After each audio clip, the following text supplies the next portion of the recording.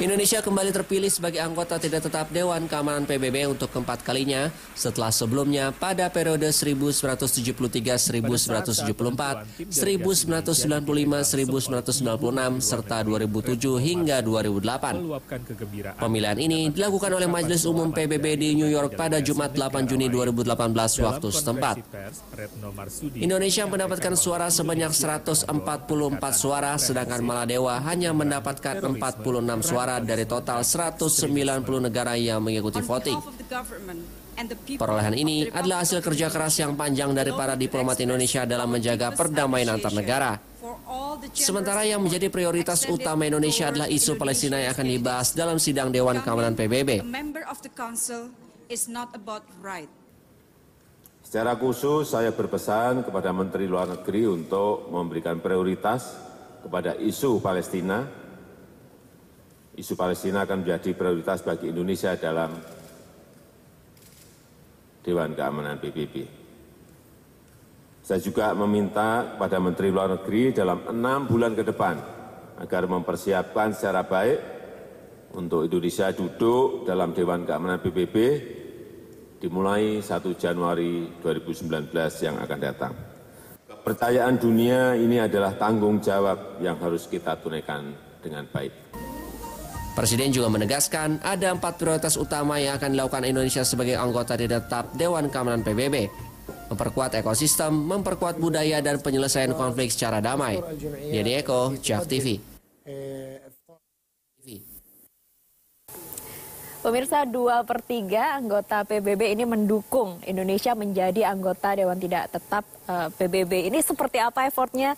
Prof. Hikmahanto mungkin bisa menceritakan. Ya, pasti effortnya dan kerja kerasnya ini sangat luar biasa ya dari para diplomat kita. Dan yang saya dengar ini sebenarnya bukan pekerjaan tahun kemarin atau 2 dari tahun yang lalu. Dari 2016 kabarnya. Ya, jadi sudah lama, bahkan pada waktu Indonesia selesai menjabat jadi anggota tidak tetap Dewan Keamanan PBB pada tahun 2008 kalau saya nggak salah, itu juga sudah dimulai proses untuk kita bisa menjadi anggota tidak tetap lagi. Jadi kerja keras, lalu kemudian juga lobby-lobby, karena kita tahu bahwa untuk mendapatkan hampir 2/3 dari anggota dari Majelis Umum PBB ini perlu pendekatan-pendekatan. Bahkan yang saya dengar memang sudah mendapat support dalam bentuk tertulis, tetapi karena ini berupa secret ballot, kita tidak tahu apakah yang akan mensupport Indonesia itu akan memasukkan suara kepada Indonesia pada saat pemungutan suara. Jadi perlu lagi effort lagi, dan yang kita tahu bahwa mulai dari Bapak Presiden, Wakil Presiden, dan Ibu Menlu sendiri sudah melakukan berbagai hal, termasuk juga para diplomat kita, para kepala perwakilan kita di berbagai pelosok dunia juga melakukan pendekatan-pendekatan dengan pemerintah setempat. Artinya apa? Walaupun kita berhadapan dengan Maladewa, Maldives, tetapi kita tetap menganggap bahwa ini tidak akan suatu kemenangan yang mudah. Jadi kita harus meyakinkan dunia bahwa Indonesia memang sepantasnya lah dan sewajarnya ada di Dewan Keamanan PBB sebagai anggota tidak tetap. Kalau Anda melihat mengapa 2/3 anggota PBB ini mempercayakan Indonesia untuk menjadi salah satu bagian dari Dewan? Sebenarnya banyak alasan, dan pemerintah kita sudah membuat 8 memoir. Jadi alasan-alasan latar belakang kenapa Indonesia seharusnya mereka pilih gitu ya.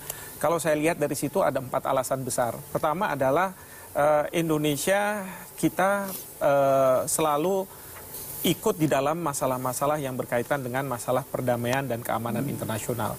Kedua, karena kita sudah ikut menjadi anggota tidak tetap ini 3 kali. Lalu yang kedua adalah kita berpartisipasi secara konstruktif terhadap pasukan-pasukan penjaga perdamaian. Itu kita juga lakukan itu. Lalu yang ketiga, sebagai negara muslim terbesar di dunia dan yang mempraktekkan demokrasi. Jadi ini pun kita sampaikan kepada berbagai negara bahwa sudah sepantasnya kita mendapat dijadikan pilihan. Dan terakhir tentu Indonesia bisa menyuarakan kelompok atau region yang diwakilinya, yaitu Asia dan Oceania. Jadi ini juga menjadi poin-poin penting untuk meyakinkan pada anggota Majelis Umum PBB agar memilih Indonesia.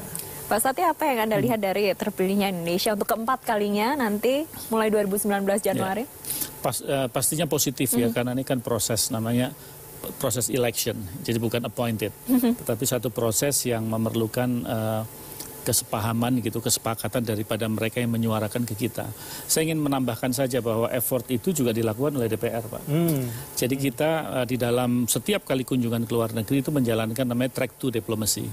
Jadi setiap kali kita menyuarakan, karena itu juga diminta oleh pemerintah tentunya, supaya kelihatan antara parlemen dan eksekutif itu kita satu dalam satu hal itu. Bahkan saya sendiri pernah memimpin kunjungan ke India dan saya ketemu dengan Menteri Luar Negeri, dengan 3-4 menteri di sana, dan juga terakhir ke negara Uni Eropa, itu kita sampaikan, ya itu tadi seperti yang disampaikan Pak Profesor Hikmanto tadi mengenai bahwa ini confidential, ya karena sifatnya tertutup, sehingga dia berkali-kali juga mengingatkan kepada kita, tolong jangan disampaikan di pers, bahwa kita sudah mendapatkan hints gitu dari presiden atau kepala negara yang bersangkutan untuk memilih Indonesia. Tapi itu sifatnya kita tunggu sampai tanggal mainnya. Kira-kira begitu. Setiap kali kita kunjungan, termasuk 2 hari sebelum pemungutan suara, kebetulan saya kedatangan tamu Duta Besar Korea Selatan. Itu juga kita sampaikan. Dan dia bilang bahwa kita sudah masukkan dalam amplop dan kita akan memilih Indonesia. Tapi sekali lagi jangan sampai disuarakan di luar. Jadi itulah yang kita lakukan, dan Ibu Bu Menlu juga mengetahui apa yang setiap anggota parlemen yang pergi ke luar negeri. Dan kita juga menyadari bahwa hal ini tidak mudah ya, karena semua lini kita pakai.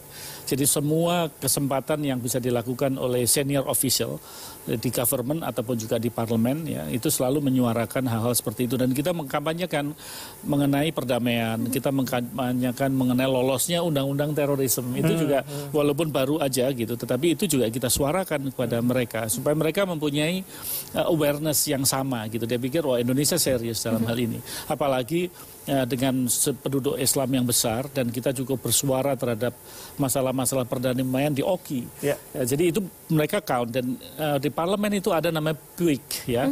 Jadi Parliamentary Union Islamic Countries. Itu sebetulnya parlemennya OKI. Negara-negara OKI. Di situ kita juga suarakan.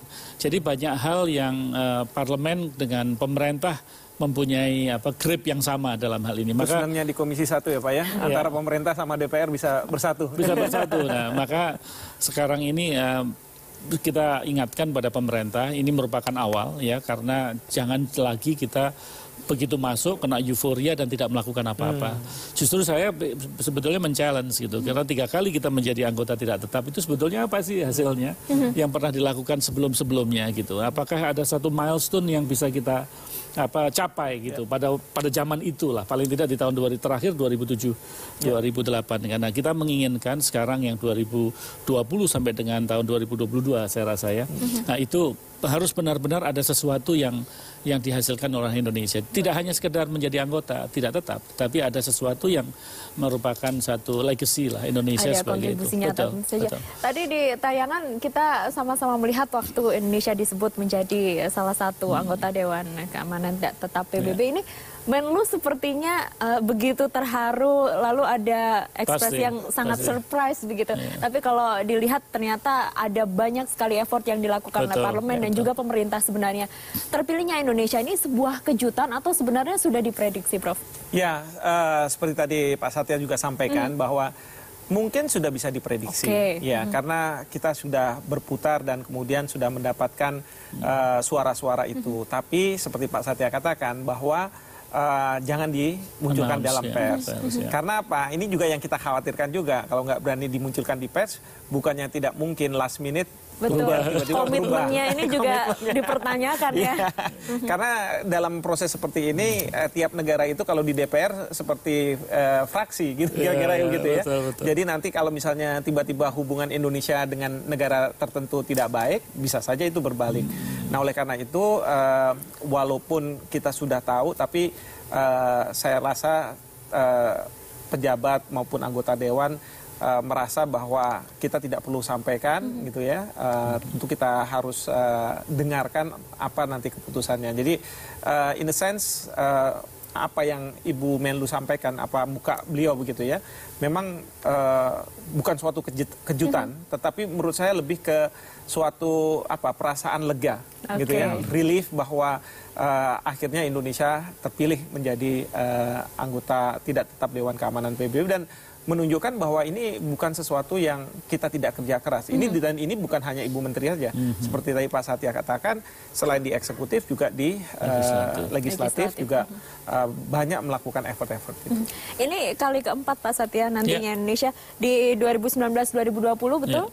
Nah, sebelumnya sudah 3 kali tapi tidak berturut-turut gitu ya. Sebenarnya apa yang kali ini membuat Indonesia begitu istimewa ketika menempati posisi ini menurut Anda? Banyak agenda dunia sebetulnya yang kita bisa lihat, terutama UN itu kan punya namanya UN Global Strategy on Terrorism.